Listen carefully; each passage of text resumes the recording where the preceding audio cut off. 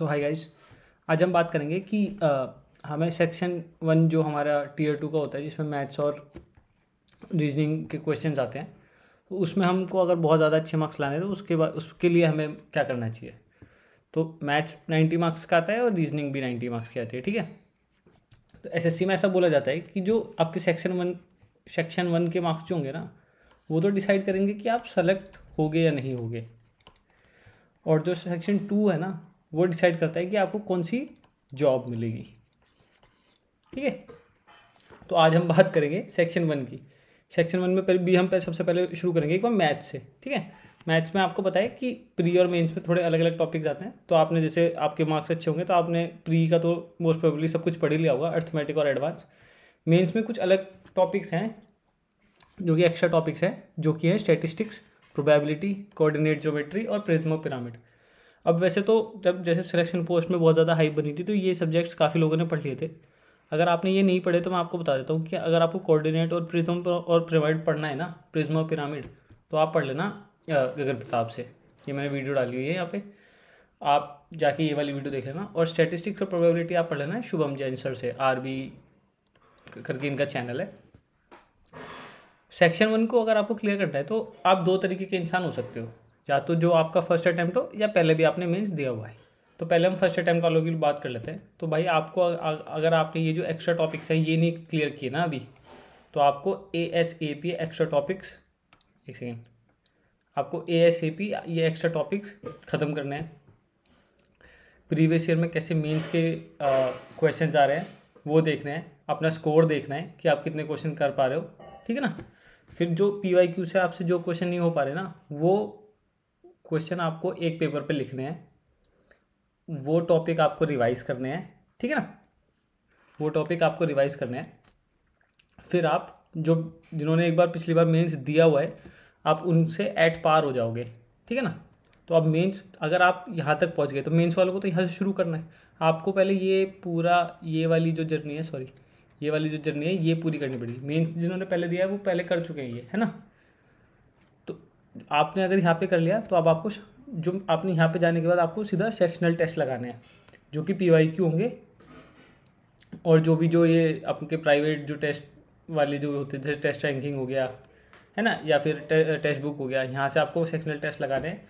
यहाँ से आपको कम से कम टाइम में अटैम्प्ट करना है, ठीक है ना। आपको टॉपर्स की वीडियो देखने की, वो कैसे अटैम्प्ट करते हैं। जैसे AR16 है तो वो लाइव अटैम्प्ट करके दिखाते हैं आपको ना। आर्ट ऑफ स्किपिंग सीखनी है तो मैं जो आर्ट ऑफ स्किपिंग सब बताते तो है क्या होता है, मतलब सब इसके बारे में बात तो करते हैं पर सही से बता नहीं पाते, तो हम इसके बारे में भी बात करेंगे। और आपको जो पहले TCS लेवल के क्वेश्चन आते थे वो कहाँ से मिलेंगे, वो तो आपको टेक्स्ट बुक से मिल जाएंगे। अगर आपको न्यू पैटर्न के क्वेश्चंस लगाने हैं ना, जो अभी अभी CGL सिलेक्शन पोस्ट और फिर अपना स्टेनो के क्वेश्चन जो है, तो वो कहाँ मिलेंगे, तो डिस्क्रिप्शन में मेरे लिंक है, वहाँ पे टेलीग्राम चैनल आप ज्वाइन कर लेना। वहाँ पे आपको सेक्शनल PDFs और सारी PDFs जितने भी लेटेस्ट एग्जाम्स हैं उनकी मिल जाएगी। और आपको अगर PYQ फ्री में प्रैक्टिस करने हैं ना, तो ये टेस्ट रैंकिंग की ऐप है, ठीक है। ये मैं यहाँ से जाके ना आप आराम से, जैसे मैं आपको जूम करके दिखाऊँ, यहाँ से आप आराम से जाके मैथ्स बूस्टर के सेक्शनल वाइज क्वेश्चंस कर सकते हो, ठीक है ना। फ्री है ये, फ्री ऑफ कॉस्ट है, तो आपको प्रॉब्लम नहीं होगी, ठीक। इसके बाद अगर हम बात करें, एक सेकेंड बस, हाँ, इसके बाद अगर हम बात करें तो मैथ्स में आपको क्या करना है। अगर आप बिगिनर हो तो सबसे पहले आपको टॉपिक्स कंप्लीट करने हैं, PYQ करने हैं। PYQ से क्या होगा, आपको पता चल जाएगा कि आपको कौन सा टॉपिक आपको आता है, कौन से टॉपिक में आपको प्रॉब्लम है। आपका क्वेश्चन पेपर छूट तो नहीं रहा, अगर छूट रहा है तो भाई आपको फिर जो जैसे टॉपर आपको लाइव यूट्यूब पे अटैम्प्ट करके दिखाते हैं ना, वैसे आपको अटैम्प्ट करना है। सेक्शनल टेस्ट बाद में लगाने हैं। सेक्शनल टेस्ट से ये क्या होगा कि आपको प्रेशर बन के रहेगा ना, वहाँ पे कम टाइम मिलता है, ज़्यादा क्वेश्चन देते हैं, तो उससे आपको ज़्यादा फ़ायदा होगा, ठीक है। तो आपको ऑन एंड ऑन मैथ्स में तो ये करना है, ठीक है। ऐसा तो नहीं है आपने ऐसा ही है कि आपने मैं ये मान के चलूँगा कि आपने पूरा बेसिक्स पढ़ लिया होगा पहले, ठीक है ना। ये सब हो गया। अब आते हैं हम अपने रीजनिंग के पे। रीजनिंग में आपको मेन स्पेसिफिक कुछ ये होगा, कौन सी होगी, जैसे क्रिटिकल रीजनिंग हो गया, मेन स्पेसिफिक होता है, वरना बेसिक प्री होती है। तो मेंस में सबसे ज़्यादा आपको फोकस क्या करना है कि आपको ज़्यादा से ज़्यादा स्कोर करना है, कम से कम सिली मिस्टेक्स करना है। और आपको एक डायरी ऑफ मिस्टेक्स तो मैथ्स और रीजनिंग के लिए दोनों के लिए बनानी ही बनानी है, जहाँ पे आप अपनी या तो क्वेश्चंस लिखो या तो फिर आप अपने जो भी जैसे भी आप याद रख सको कि आप यही वाली मिस्टेक्स करते हो ये आप लिखो वहाँ पे, ठीक है ना। स्कोरिंग सबसे ज़्यादा रीजनिंग होता है, पर इसमें ना आपको अगर ये क्रिटिकल रीजनिंग की वीडियो देखनी है तो ये अब्बास सैनी सर की जो वेबसाइट यूट्यूब चैनल है वहाँ पे AIR 7 है, इन्होंने डाल रखे हैं, यहाँ पे देख लेना। और अगर आपको गुड क्वेश्चन प्रैक्टिस करना है, अगर आपको गुड क्वेश्चन प्रैक्टिस करना है तो आपको कहाँ करना है, ये सिग्मा अकेडमी बाय हेमंत करके हैं, ये बहुत अच्छे अच्छे गुड क्वेश्चंस कराते हैं, ये आप देख लेना। PYQ की अगर प्रैक्टिस करनी है फ्री में तो वो आप यहाँ से टेस्ट रैंकिंग ऐप से कर सकते हो, फ्री में हो जाएगा। और आपको आर्ट ऑफ स्किपिंग कहाँ पे सीखनी है, इसमें रीजनिंग में भी बहुत ज़्यादा इंपॉर्टेंट है। ऐसा ना हो कि कोई भी क्वेश्चन होते हैं ना नंबर एनालॉजी के, या तो आपसे बन नहीं रहा और आपने बहुत ज़्यादा टाइम लगा दिया। तो आर्ट ऑफ स्किपिंग क्या होता है मैं अभी आपको थोड़ा सा इसके बाद बताऊँगा, पर आपका रीजनिंग में गोल क्या होना चाहिए, एक्यूरेसी। कम से कम आप मान के चलो 1-2 क्वेश्चन से ज़्यादा गलत ना करो और कम से कम टाइम में करो। तो आपका अगर आपको रीजनिंग आती भी है तो भी आपका एंड गोल ये होना चाहिए कि आप एक्यूरेसी के साथ क्वेश्चन करो, लेस टाइम करो, सिली मिस्टेक्स बिल्कुल नहीं होनी चाहिए, क्योंकि यही 2 सेक्शन हैं जो आपको मेक और ब्रेक करेंगे, ठीक है। इनमें मार्क्स लाने बहुत ज़्यादा ज़रूरी है। ऑप्टिमम टाइम कितना होता है, 15 से 22-23 से 25 मिनट तक। इस टाइम इंटरवल के बीच 15 से कम तो आप कर नहीं पाओगे, 20 से 25 मिनट से ज़्यादा आप ले रहे हो तो ज़्यादा थोड़ा प्रॉब्लम है। तो इसको आप इस टाइम फ्रेम में लाने की कोशिश करो। 20 मिनट में कर पा रहे हो तो बहुत बढ़िया है, 15 मिनट में तो मतलब नहीं हो पाएगा, फिर भी आप कोशिश अगर बहुत ज़्यादा आसान आ गई तो आप कर भी सकते हो, ठीक है।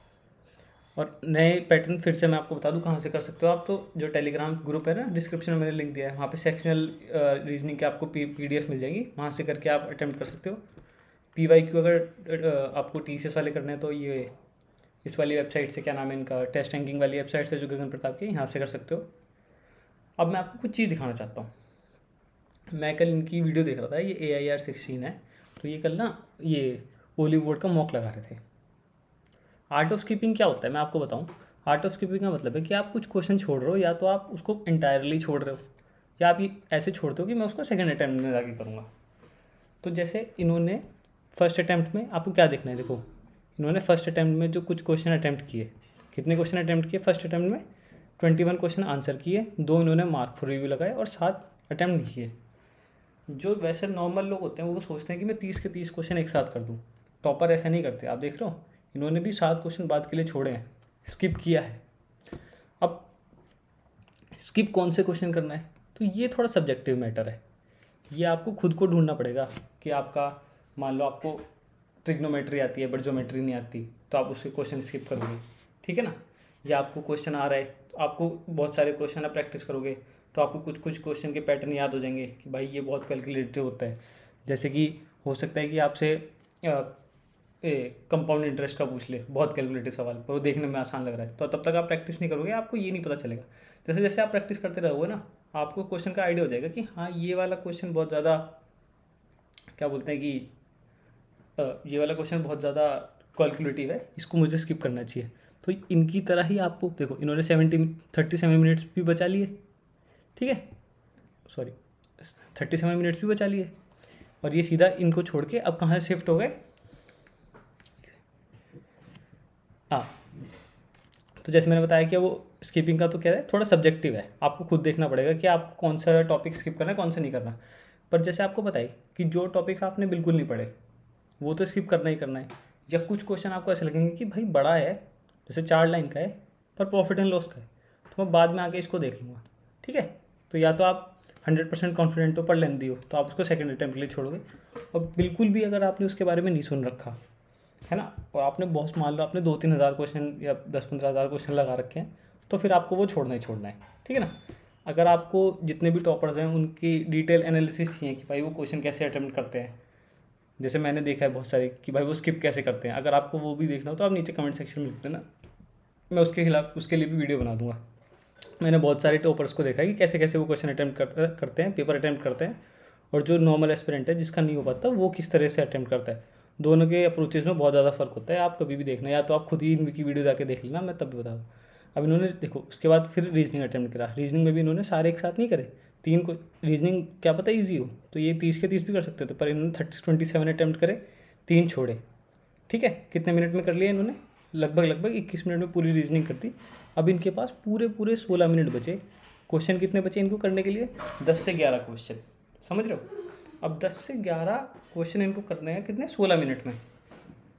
अगर आपको कुछ भी नहीं आता होगा ना, मैं ही मानो आपको 3-4 क्वेश्चन भी नहीं आते होंगे, आप आराम से 7-8 क्वेश्चन, जबकि आपके पास 16 मिनट होता है ना, तो आपको माइंड भी रिलैक्स हो जाता है। तो आपको ये पता है आराम से कि आप आराम से 7-8 क्वेश्चन आराम से कर ले जाओगे। ठीक है, ये क्या है? ये वो है कि ये गोल्डीलॉक्स जोन है कि भाई ये आपको अचीव करना है। ऐसे नहीं है कि आपको एकदम अचीव हो जाए, पर पेपर से पहले 1 दिन पहले, 2 दिन पहले, 1 हफ्ता पहले आपको ये जो है यहाँ पे ये अचीव करने की कोशिश करनी है। ये जो इनका एग्ज़ाम देने का तरीका है, ये अचीव करने की कोशिश करनी है। एंड गोल ये है आपका कि आप पेपर अच्छे से अचीव कैसे करोगे, वो ऐसे अचीव करोगे। ठीक है, लास्ट में मैं आपको दिखा देता हूँ इनके मार्क्स कितने। देखो, बाद में जाके इन्होंने सारे अटैम्प्ट कर दिए, 2 रीजनिंग में गलत हुए बस। तो इनका, अब मैंने बोला था ना रीजनिंग में क्या है, टाइम है प्लस एक्यूरेसी है। यहाँ पे टाइम प्लस एक्यूरेसी। अब फर्स्ट सेक्शन में इनके मार्क्स अच्छे आए, बाकी इन्होंने ठीक से पता दिया होगा नहीं दिया होगा। अब देख लो आप कितने अच्छे मार्क्स आए। तो अगर ये स्किप नहीं करते और उन क्वेश्चन में ही लगे रहते, और पता क्या होता है, कभी कभी ऐसा माइंड होता है कि आप एक गलती करोगे ना, तो तब तक आप वापस छोड़ के उसको दोबारा नहीं आओगे ना। और अगर आप उस क्वेश्चन को करते करते रहोगे तो आप वो गलती दोबारा करते रहोगे। जैसे आपने 7 × 6 45 लिख रहे हो, तो आपको पता नहीं चलेगा कि आप गलत मल्टीप्लाई कर रहे हो, 45 ही लिखते रहोगे। पर आप जब 15-20 मिनट बाद घूम के वापस आओगे, तब आप कहोगे अच्छा 7 × 6 तो 42 होते थे, तो मैंने गलत कर दिया। ठीक है, तो सेक्शन 1 के लिए आपको ये अटैम्प्ट रखनी है, तभी जाके आपका बहुत अच्छा ऑप्टिमम स्कोर आ पाएगा। ठीक,